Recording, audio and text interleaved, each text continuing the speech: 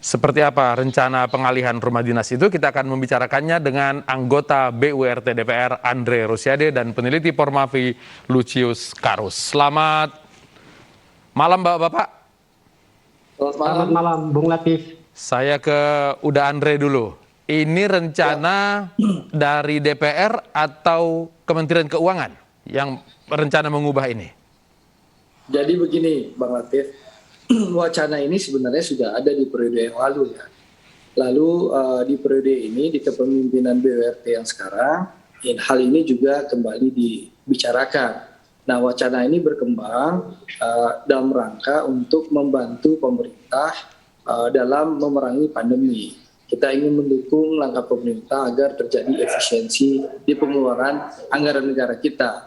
Untuk itulah ada wacana ini dari BURT. Tapi sekali lagi dalam rapat terakhir itu antara BURT dengan Kementerian Keuangan, kita akan mengkaji bersama-sama. Kementerian Keuangan mengkaji, BURT DPR RI pun akan mengkaji dan juga akan mensosialisasikan kepada teman-teman DPR RI yang ada. Karena ada juga teman-teman yang setuju, ada juga teman-teman yang tidak setuju. Tapi intinya apa?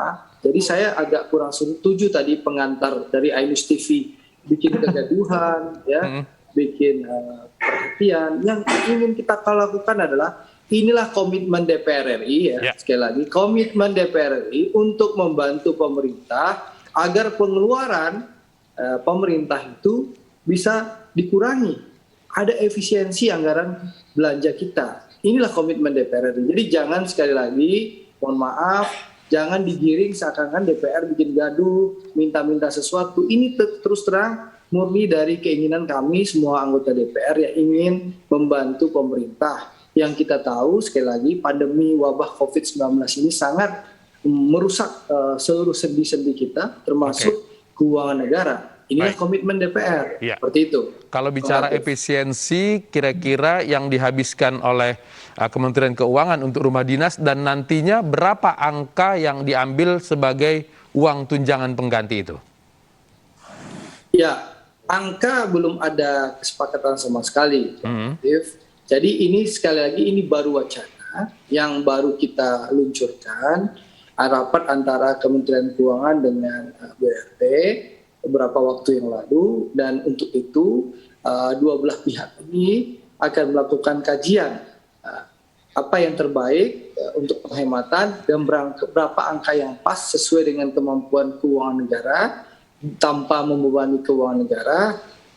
Itu akan kita diskusikan. Jadi ini barang masih panjang, Mas Latif. Jadi masih panjang, belum tentu tahun depan juga selesai. Seperti itu. Baik, saya ke Bung Lucius. Bung Lucius, kalau DPR ini melakukan suatu rencana pasti selalu rame di publik karena mungkin kecintaan kita semua kepada anggota Dewan. Bung Lucius sendiri melihat upaya efisiensi yang dijalankan DPR ini seperti apa? Saya kira itu yang belum tuntas gitu ya, mungkin karena pembicaraan teknis soal bagaimana nanti anggaran dan lain sebagainya itu belum muncul di DPR ya, sehingga saya kira argumentasi efisiensi ini masih sulit untuk kita pahami karena misalnya bagaimana menjelaskan dengan memberikan tunjangan tunai itu akan lebih efisien gitu ya dari kemudian fasilitas rumah dinas yang ada sekarang ini belum jelas saya kira ya penjelasan dari Bung Andre karena belum ada juga pembicaraan resmi di DPR terkait itu. Jadi saya kira argumentasi efisiensi ini masih kita perlu hold dulu, tapi yang paling penting buat saya ya pengantar Ainus tadi itu mungkin tepat gitu ya karena betul bahwa ini belum jelas sama sekali tapi kemudian muncul di media. Saya kira memang kemudian tidak bisa terhindarkan muncul kontroversi di ruang publik, apalagi kita tahu pembicaraan soal fasilitas yang kemudian mengundang kehebohan di publik itu yang muncul dari DPR itu udah beberapa kali terjadi gitu ya sebelumnya, dan saya kira tidak mengherankan ketika kemudian pembicaraan soal rumah dinas ini juga muncul gitu ya. Ini kemudian menambah deretan kasus lain terkait dengan permintaan fasilitas yang selama ini juga muncul dari DPR. Jadi saya kira sih itu poinnya gitu. Soal efisiensinya saya kira saya belum bisa lihat gitu ya. Tapi kalau ini justru bukan minta fasilitas, malah Bung Andre dan kawan-kawan menghilangkan fasilitas, Bung Lucius. Iya, beda namanya doang gitu ya. Sebelumnya fasilitasnya berbentuk rumah, nanti mungkin akan diganti berupa tunjangan tunai gitu. Itu juga Oke. fasilitas kan dalam bentuk uang gitu ya. Jadi apakah kemudian akan lebih murah dikasih uang, walaupun kita belum tahu berapa yang akan diminta oleh DPR gitu anggaran untuk mengontrak rumah misalnya gitu ya.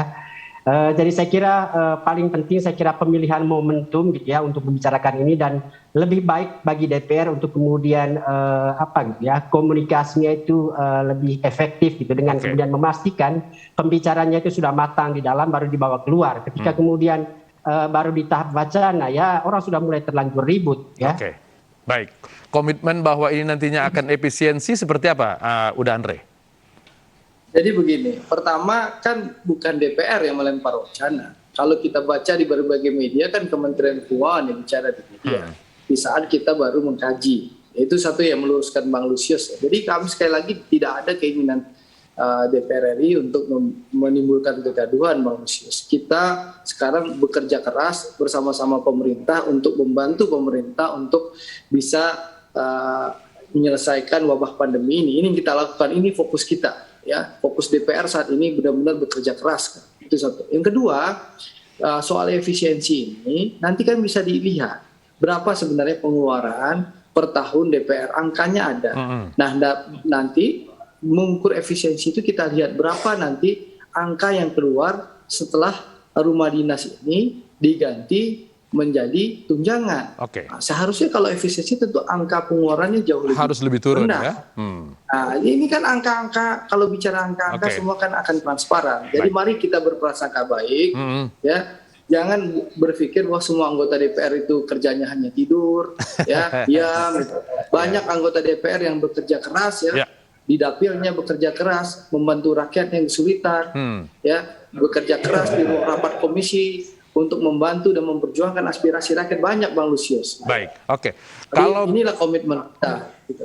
bicara tentang efisiensi, angka-angka mungkin masih sedang pembahasan. Tapi kalau kita belajar dari sekarang, DPD itu nggak dapat jatah rumah dinas ya, Bang Andre ya? Saya nggak tahu ya, Bang Lusius lebih tahu, rasanya kemungkinan besar dapat tunjangan anggota DPD. Kalau nggak salah, bahkan DPRD DKI itu kalau tidak salah, saya lupa angkanya. Kalau nggak salah 90 juta ya Bang Lusius per bulan. Oke. Dan DPRD lainnya. Jadi ini biar publik juga tahu ya. Jadi angka-angka itu DPD RI kalau tidak salah ya, nanti Bang Lusius memang lebih tahu dari saya, juga rasanya dapat tunjangan rumah dinas. Kalau di DKI kita lihat benchmarkingnya DPRD DKI itu angkanya kalau tidak salah antara 70 sampai 90 juta per bulan. Per bulan. Tunjangan rumah dinasnya. Nanti luruskan saya kalau itu salah. Baik. Nah, tentu nanti DPR RI jauh di bawah itu pastinya. Kenapa DPR justru jauh di bawah DPRD? Iya, tentu kita tidak akan mungkin angka segitu, karena menurut kita kan teorinya apa tadi? Efisiensi. Efisiensi. Baik. Ya, efisiensi. Betul. Jadi itu kuncinya. Nah, efisiensi itu nanti diukur angkanya. Berapa sih pengeluaran keuangan negara kalau memang rumah dinas itu masih kami pergunakan. Oke. Nah, kalau mau efisiensi tentu di bawah dari pengeluaran yang ada sekarang. Seperti itu, Bung Latif, Bang Latif. Bung Lusius, Anda tahu angka tunjangan rumah untuk anggota DPD sekarang ini? Saya agak lupa gitu ya, tapi saya kira memang mereka terima tunjangan perumahan untuk kontrak ya, karena mereka dari luar daerah semua gitu ya. Oke, kalau dilihat angka yang sekarang sedang berjalan, apakah itu bisa dianggap efisien dibanding dengan diberi fasilitas rumah dinas seperti yang sekarang sudah berjalan?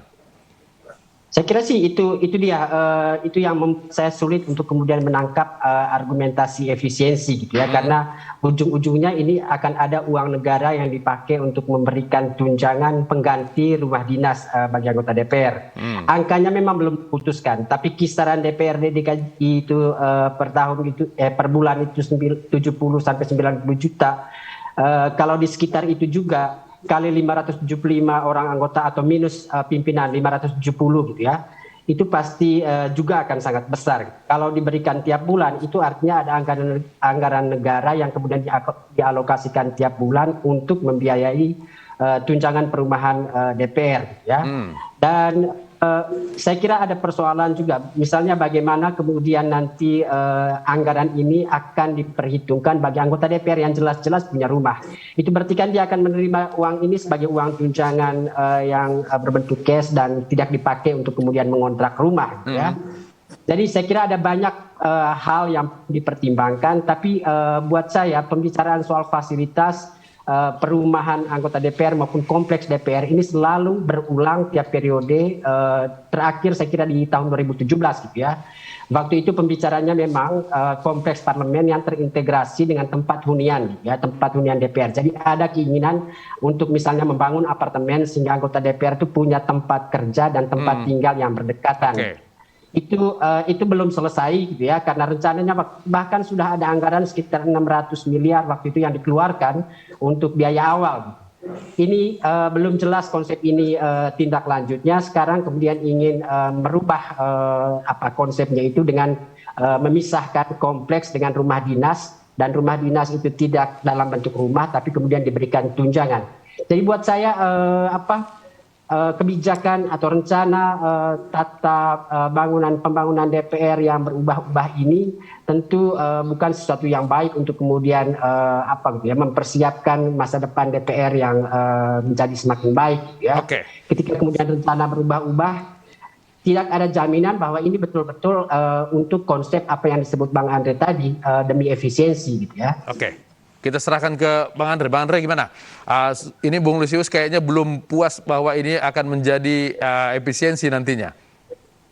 Ya, nggak ada masalah Bang Lusius belum puas. Nanti kan ini akan ada kajian yang dilakukan oleh DPR dan Kementerian Keuangan.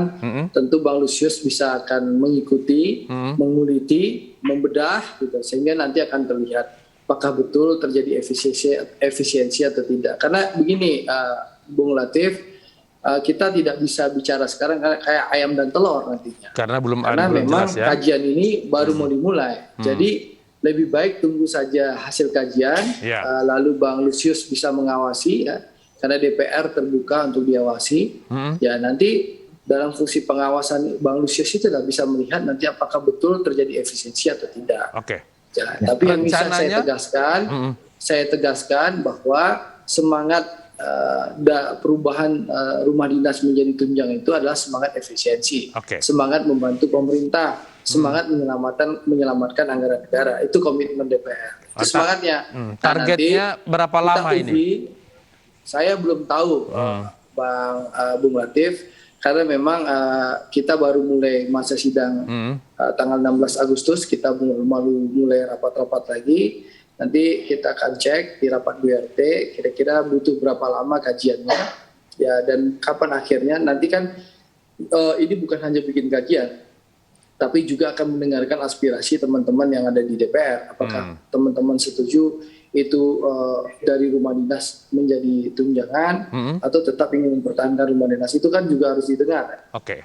Lalu kedua, kalau memang semua setuju, nanti kita akan bikin kajiannya supaya berapa angka yang tepat untuk efisiensi dan bisa membantu pemerintah tanpa membebani anggaran belanja negara. Nanti Bang Lusius bisa mengawasi proses ini, karena proses ini tentu akan dilakukan secara transparan. Itulah komitmen DPR periode ini, gitu Bang Lusius. Baik, Bang Lusius, kira-kira apa-apa saja yang harus dilakukan Bang Andre dan kawan-kawan ini supaya kemudian komitmen efisiensi itu terbukti nantinya di depan?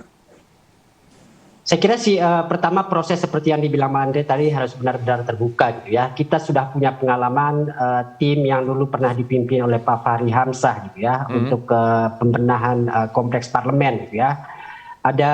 Sudah ada anggaran yang keluar tapi sampai sekarang kemudian tidak jelas perkembangannya, karena di saat yang bersamaan ada penolakan publik yang cukup masif waktu itu ya, terkait dengan rencana pembangunan terpadu kompleks parlemen gitu ya. Saya kira ini juga bukan tidak mungkin baru awal saja sudah mulai memantik kontroversi gitu ya. Ini artinya ya perlu ada strategi dari DPR untuk menjelaskan ke publik soal urgensi pengalihan rumah dinas ini ke tunjangan. Padahal kita tahu kan terakhir kali direnovasi rumah dinas di Kalibata itu tahun 2010 gitu ya, dan itu menelan anggaran sekitar 150 M. Dan tahun 2020 pun saya kira renovasi untuk rumah dinas di Ulu Jami itu dilakukan. Jadi selama ini pun sudah banyak anggaran yang dikeluarkan untuk membiayai atau merawat fasilitas rumah dinas anggota DPR.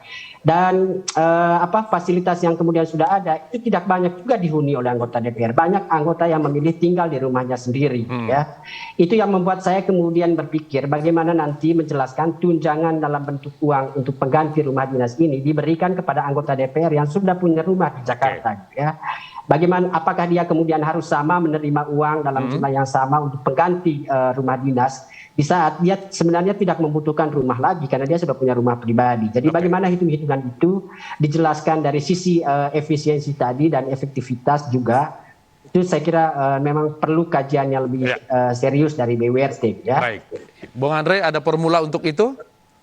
Ya, tentu seluruh masukan, saran Bang Lusius tentu akan kita tampung dan saya dalam rapat akan menyampaikan semua hal ini nanti kepada pimpinan BWRT dan seluruh anggota BWRT sehingga kajian kita nanti akan menjadi kajian yang komprehensif yang tidak akan melenceng dari tujuan awal yaitu melakukan efisiensi.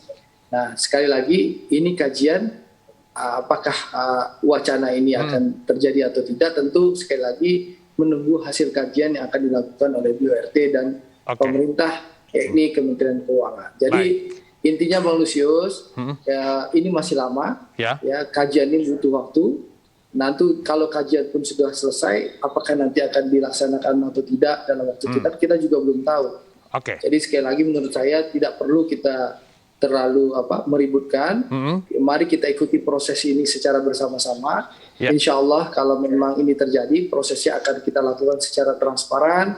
Bang Lusius dan teman-teman juga akan bisa mengikuti, media juga akan mengikuti, karena semangatnya satu, semangat efisiensi. Baik, ini adalah bagian dari prasangka baik kita kepada DPR. Terima kasih Bung Andre, terima kasih Bung Bang Lusius. Latif, terima kasih Bang Lusius. Selamat malam. Saya pamit. Ya, mari. Selamat malam.